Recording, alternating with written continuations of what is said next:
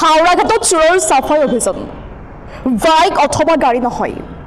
এইবাৰ চোৰৰ চকু বেটাৰী ৰিক্সা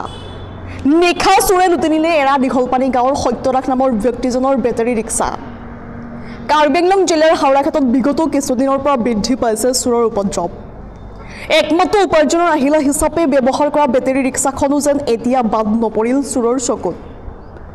নিশা আন্ধাৰৰ সুযোগ লৈ জিলাখনৰ হাওড়াঘাট থানাৰ অন্তৰ্গত এৰা দীঘলপানী গাঁৱৰ সত্যৰাজ নামৰ ব্যক্তিজনৰ বেটাৰী ৰিক্সাখন তেওঁৰ নিজ বাসগৃহৰ পৰা চোৰে চুৰ কৰি উঠাও হয় এতিয়া নিজৰ একমাত্ৰ উপাৰ্জনৰ আহিলা হেৰুৱাই শোকত ভাগি পৰিছে ব্যক্তিজন হাওড়াঘাট আৰক্ষীক এই বিষয়ে অৱগত কৰাই যদিও বাতৰি যুগুত কৰা সময়লৈকে চোৰ ধৰিবলৈ সক্ষম হোৱা নাই আৰক্ষীয়ে news desk report JNK news ৰাতি ঠিক আমিতো 11টা বজালৈকে নুশুৱে কিন্তু তাৰ পাছত খোৱাৰ পাছতে মই এখনেই ইনকামৰ ৰাস্তা এটাই আছিলে এখন টমটম এই টমটমখন ইতিমধ্যে পৰহিদিনাখন নিশা চুৰি হ'ল তথাপিতো থানাতো কাগজ পাতি দিছোঁ আৰু কি বিষয়ৰ লগতো কথাও পাতিছোঁ যে তেওঁলোকে কি গাঁৱততো বহুত গৰু চুৰ হয় কিবা কিবি সৰু সুৰা চুৰ হৈয়ে আছে কিন্তু তাকে এতিয়া তেখেতলোকৰ ওপৰতো বিশ্বাস আছে চাগৈ কিবা এটা কৰি দিব পাৰিব